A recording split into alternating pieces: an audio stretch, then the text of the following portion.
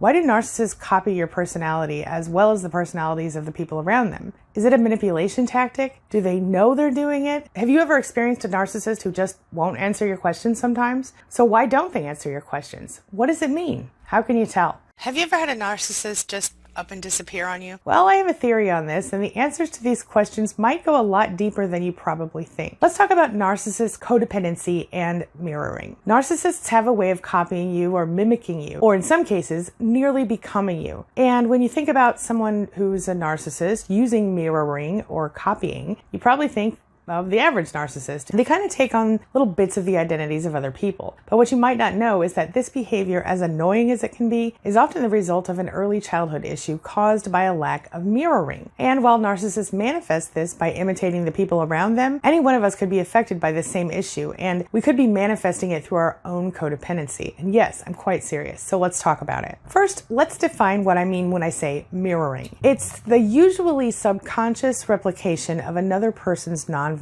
signals. In layman's terms, it's when you reflect back the mannerisms, behaviors, and traits of other people. Because of mirroring, we adopt different facial expressions, body language, and even tone of voice in some cases. And for a lot of us, this leads us to empathy. As adults, we might use mirroring subconsciously as a way to create rapport with other people. And despite what a lot of people are going to tell you, mirroring is not necessarily a narcissistic behavior. In fact, it's a normal part of the development of humans. It begins as early as the day you're born and is a requirement for the normal development of babies, toddlers, kindergartners, etc. It helps them to develop their identities. But what happens when a tiny little human doesn't experience this important connection during infancy and early childhood? Let's talk about how the lack of mirroring in early childhood can affect you long term. As infants, humans will naturally adapt to whatever parenting we get. When our parent is depressed or anxious or stressed or even really distracted, a lot of times they don't give us the eye contact that we need. And in these cases, and in the case of a parent who might have narcissistic personality disorder, we are nearly doomed on a psychological level when we don't get the kind of connection we need for our brains to develop normally. See, there's published research out there that tells us that beginning when we're born and throughout our early childhood, regular eye contact with our mothers helps us to develop a sense of self. Now, I'm going to link a couple of those studies for you in the description below if you're curious. For most people, the natural time to give this kind of eye contact would be during diaper changing, feeding, other kinds of physical care for their babies. And you would think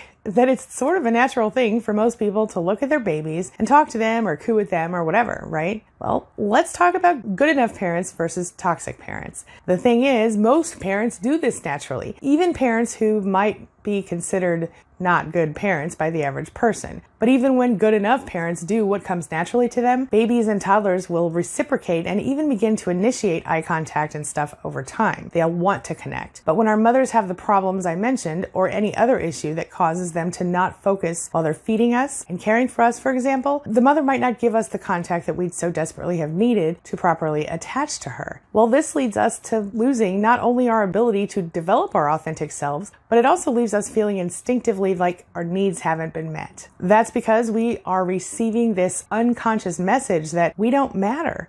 And later, if our mother is a narcissist, we learn that in order to have any value whatsoever, we need to meet her needs and the needs of others around us as a result. This type of perception manifests in us in a bunch of different ways, and it becomes a really big part of the core self we develop. It will, in nearly every case, affect our relationships in adulthood as well. We're going to talk about two extreme ways that a lack of mirroring can affect you in your adult relationships. Since the lack of mirroring in early childhood leads to you feeling unimportant and thinking your value comes from how you serve other people, you would naturally become more attractive to someone like a narcissist. You'll spend your life trying to make the people around you happy and take care of their needs in order to feel like you're worthy, and a narcissist loves people like that. Now, while you and I probably developed the disease to please if our mothers were unable to connect with us on this level, people who develop toxic narcissism or even narcissistic personality disorder are affected differently.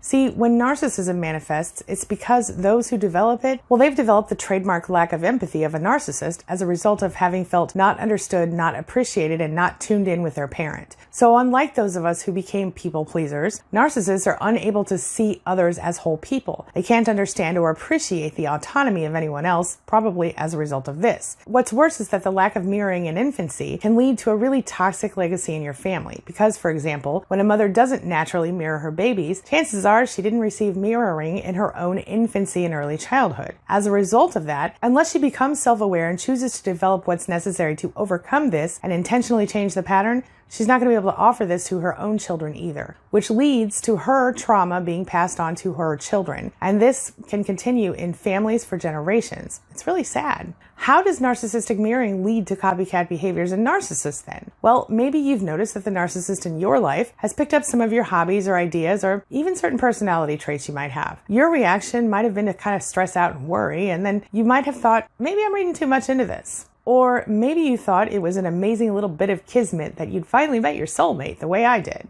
But by now you've probably realized, okay, I'm dealing with a narcissist or someone who might be a narcissist, and you're probably painfully aware that narcissists are manipulative. Mirroring, then, can be used by narcissists almost unconsciously as a manipulation tactic. And it can be used consciously, and is, by sociopaths and psychopaths who don't do it naturally as well. When adult narcissists use mirroring, though, they copy your behaviors, your mannerisms, your speech patterns, and your personality traits. It can be pretty extreme, and for a lot of us, a little disconcerting. Since narcissists feel like they don't really have any substance or personality, it's almost like they can't exist without being a reflection of someone else, or more than one person. As I explained before, this is likely due to that early childhood wound of not getting the kind of nurturing they needed on an emotional level. Their mothers often didn't give them the eye contact and recognition that they needed to properly self-actualize.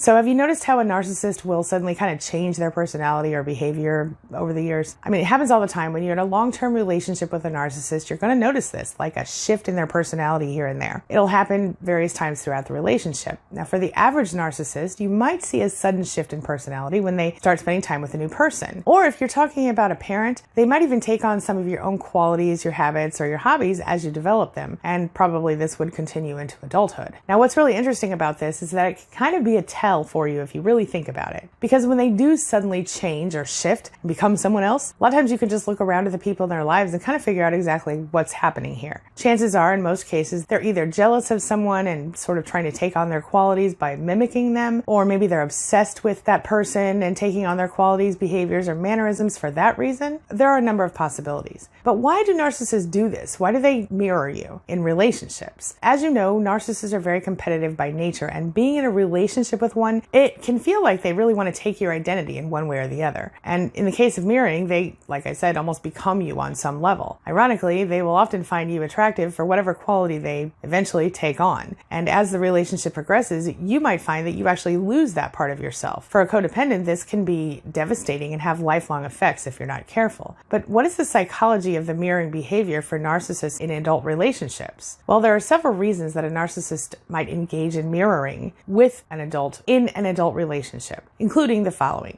Narcissists tend to kind of commit identity theft in a way. They don't really have a stable identity. And I'm not talking about identity theft like where criminals use your information to open up bank accounts and hurt your credit and whatnot. But narcissists aren't above that. So in general, I'm talking about the fact that they never established a real sense of identity growing up, thanks in part to the lack of eye contact and human connection in early childhood. So they might literally be attempting to sort of adopt your identity on some level. Now, they may also do this as a tactic in the beginning. Mirroring in narcissists also happens when they really want to win you over, kind of like a soulmate scam in a way, because they pretend they like and dislike the same things you do and kind of mirror your behaviors. Now, when you meet someone like this, someone who's so much like you, it might make you feel like I said, like they're your soulmate, and it might make you warm up to them more quickly. And narcissists know that. The third reason is to pretend they're being intimate. Narcissists are not by nature able to express true empathy. Certainly in some cases, they might be able to fake it if they need to, but generally, they don't have the skills or even the desire to have a real connection with anyone. But they need narcissistic supply, and in order to get that, what do they need? They need relationships. They logically understand that intimacy is important,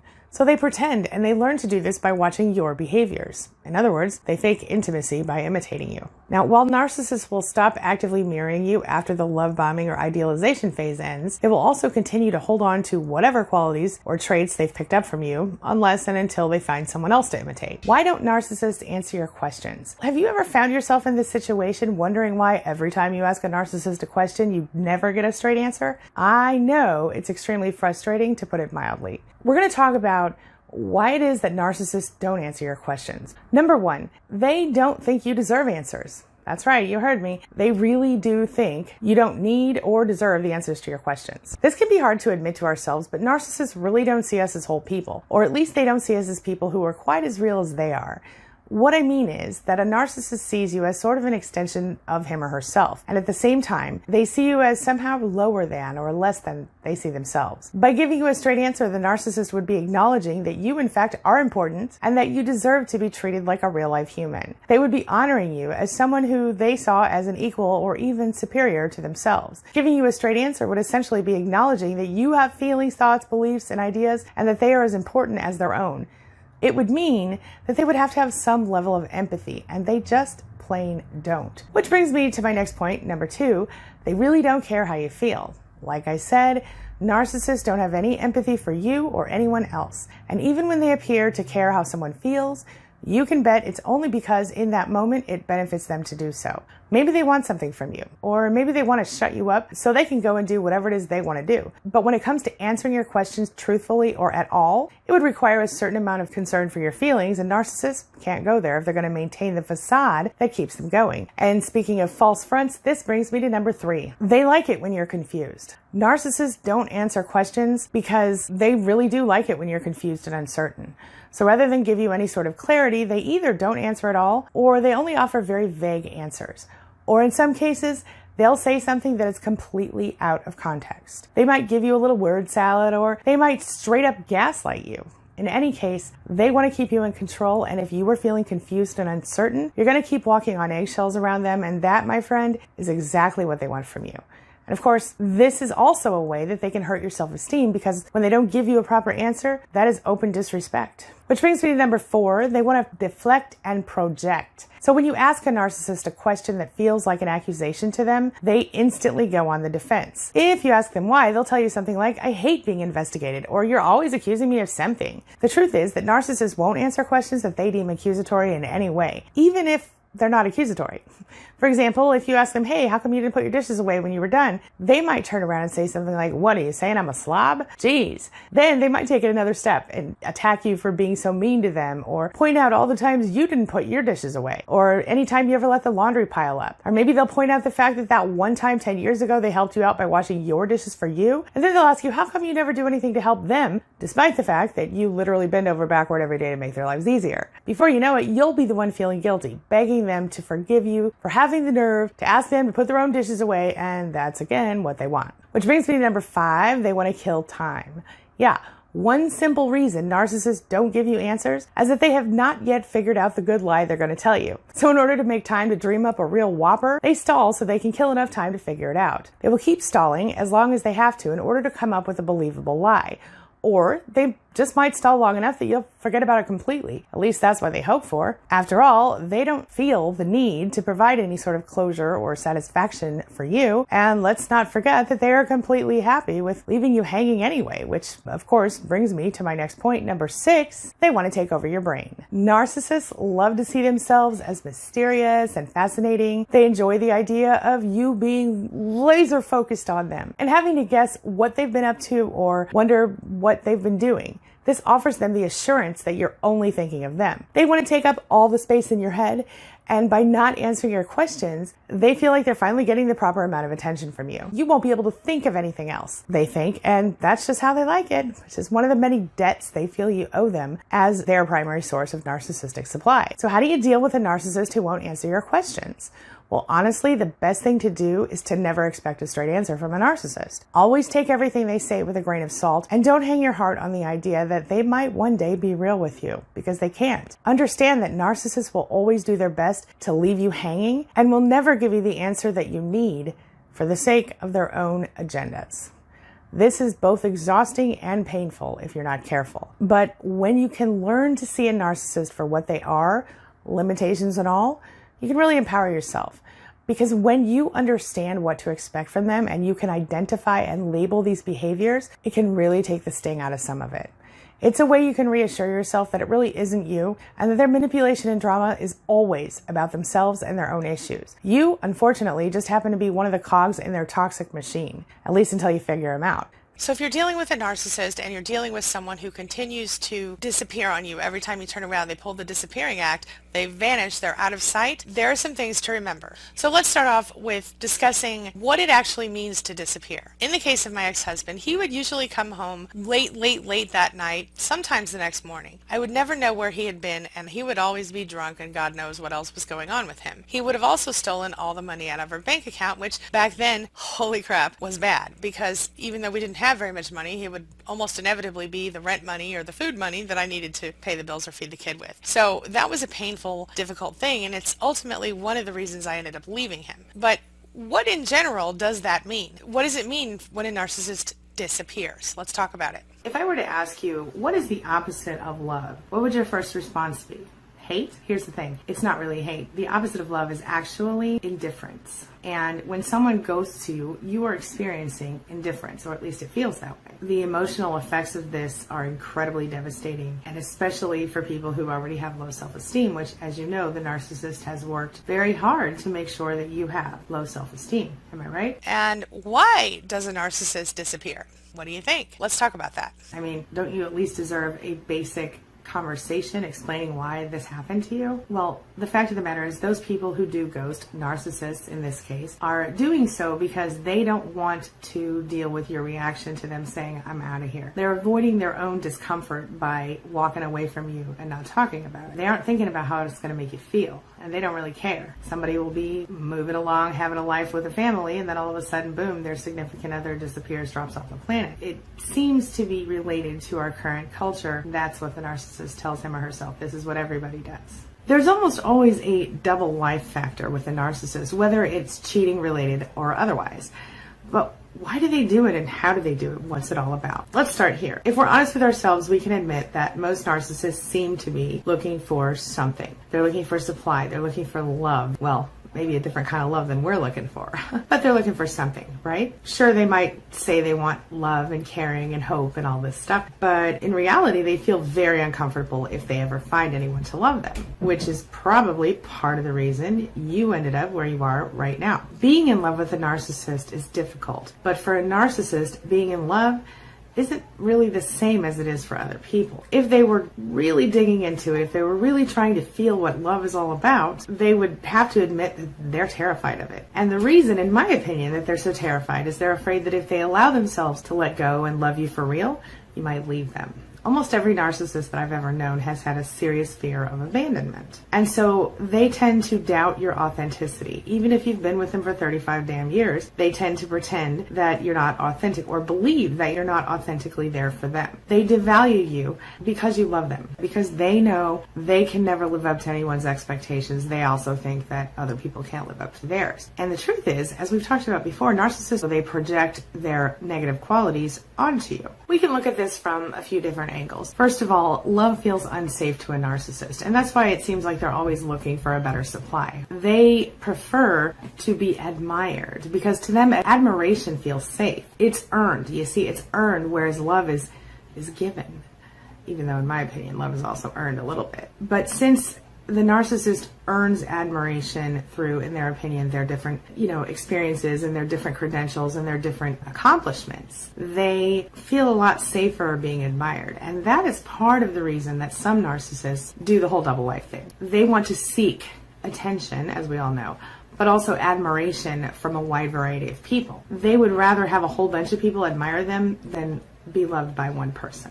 The fact is that narcissists live in a big, fear-filled mess of a world. They're always afraid of being exposed. They're always afraid of being abandoned, and they're always afraid of losing control. This leads them to kind of live in a constant fight or flight mode. So they're always on the defense. They're always unable to let their guard down. And as a result, they don't really find themselves attaching to people in a healthy way, which means that inevitably they destroy the relationship. Some people will say it feels like a punch in the gut or in the face. Some people feel insulted. There's a huge lack of closure that happens with this. I hear this from a lot of people. Eventually, you can move on, but of course your self-esteem is completely pushed into the ground before that happens. In some ways, the worst part of it is you never get broken up with. You never get the closure. You realize that person didn't even consider you worthy of a conversation. It's devastating. Why does it feel so bad to go through this? Well, I'm going to tell you something really interesting about the human brain right now. Being rejected in a dating situation or any kind of social situation, it actually activates the same part of your brain as physical pain. Studies tell me that you can actually reduce emotional pain with Tylenol. What about that? In addition to this link between biological pain and emotional pain, there are certain specific factors that contribute to psychological stress that happens in this case. For example, being ghosted gives you no idea how you're supposed to react. I mean, it's completely ambiguous. You don't know to be worried if something happened to this person. You don't know if they're hurt and lying in a hospital bed. You don't know if you should be angry or upset. You don't know if they're just suddenly busy. You don't know what happened to them. And because you don't really know what happened, your brain doesn't know how to react. Being connected to other people has always been important to the human survival. This goes all the way back to the cave person days. In order to survive, we needed to have a group of people. We needed to have a mate. We needed to have people we were close to. Because of that, our bodies, our minds have developed a system that watches for social cues. We monitor our social environments without even knowing it to look for the cues to tell us how to behave. Because our social cues are happening around us and we are empaths, we are very hypersensitive to those social cues, we would normally know how to behave accordingly. But because of the fact that we don't know what happened to this person when they went away from us, they ghosted us, we don't know how to act. And that messes with our heads in a big way. It creates a sense of emotional distortion or dysregulation. We feel out of control. In some cases, the narcissist will use the silent treatment as part of the disappearing act. Take a look. Here's an example of how the silent treatment kind of happens in a relationship. So our couple is going to be called Jack and Jill. Jack's a narcissist. Jill is his victim. Lately, she's noticing that he's going out all the time. He's not responding to her when she calls him. She feels really upset,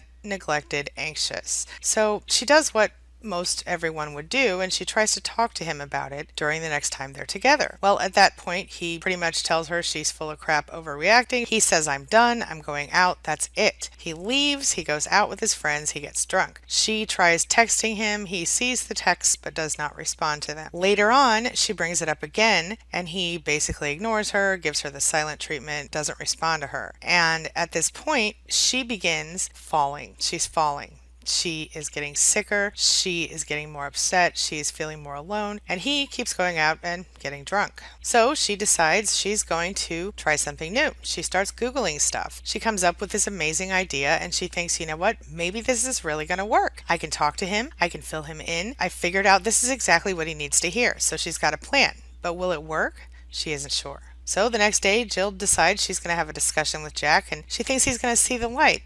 Very quickly, she realizes this doesn't happen, and she's back in tears. Meanwhile, Jack has nothing to say about it. He's quiet, confused, innocent. Next thing you know, he's on Facebook talking about how terrible his life is, and all of his little flying monkeys are comforting him and feeling sorry for him. And meanwhile, here's Jill over here holding the responsibility for this quote-unquote problem in their relationship. This is the silent treatment. In case you aren't aware, the silent treatment is just another way that the narcissist attempts to control you. It is a form of emotional abuse, and it's usually used by narcissists or people with narcissistic tendencies. It is all about putting the narcissist in the position of being in control of the situation, and it's designed to help the narcissist make you shut your mouth, as in to avoid you asserting yourself or having any opinion whatsoever. In some cases, they do it in order to increase the conflict, make it more difficult for you, avoid resolving the conflict because that makes you uncomfortable and they like that feeling. Sometimes it's about not taking personal responsibility or not making a compromise. And in many cases, it's about punishing you for something that they think you did wrong, like a perceived ego slight. of course, what happens is very often exactly what they want to happen. That's they get a reaction from you and they feel like they are in control of you. So you obviously, you're an empath, you understand how to deal with people, you have the ability to compromise, a strong conflict resolution skill set. You probably in general don't even enjoy conflict. So during the time that the narcissist is being silent, you're probably trying really hard to get in touch with them, to figure out how to fix what happened, try to make them understand you, just like Jill did in our example. But of course, this is generally met with contempt, disdain, more silence, completely ignoring you, whatever. And basically, this makes you feel like you're nothing, like you're so insignificant that you don't matter, or that you and your issues become less and less real, more and more non-existent for the narcissist. Of course, that makes you feel like you're not good enough, like you have nothing to offer, like everything's your fault. And before you know it, you might find yourself apologizing to the narcissist,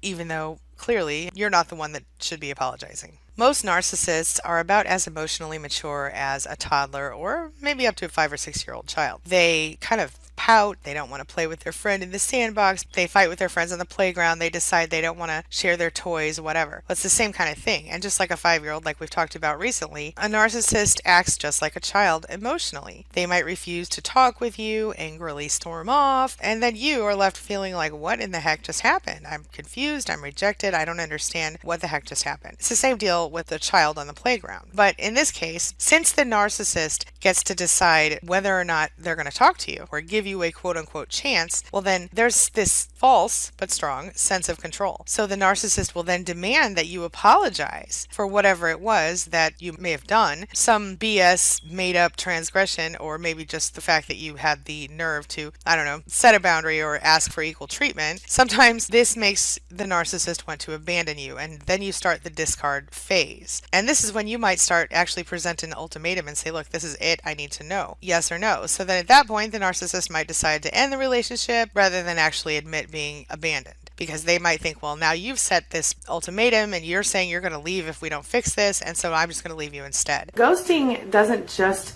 ask you to question the relationship that you were just in, but it also causes you to question yourself, and this is the worst part of it. You ask yourself, why didn't I see this coming? What could I have done to be a better judge of character? I was too smart to miss this one. What did I miss? What did I do to make it happen? How do I not let this happen to me again in the future? Should I just never trust anybody again? It's really one of the most basic psychological systems we have in place as human beings, and it helps us to not only monitor our own standing in the world, but also it affects our feelings of self-worth, our feelings of self-esteem, our ability to believe that we're worth anything in the world. When we're rejected, our self-esteem goes to the ground. It drops tremendously quickly. That makes us feel like we don't belong anywhere, makes us feel alone. If you have experienced ghosting, especially if you've experienced it more than once, this is something that is intrinsically connected to your own personal psychological self. It might take you longer to get through this than it would someone who had higher self-esteem, because you're going to have less of those connections like we've talked about before. The neurotransmitters aren't going to be connecting like they should be. You have less of the natural opioid painkiller stuff released in your brain, see? And after a rejection, this plummets, and especially for people who have lower self-esteem, it's incredibly painful. And like we talked about earlier, the narcissist has worked really hard to make sure your self-esteem is on the ground. Ghosting is like the silent treatment on steroids, okay?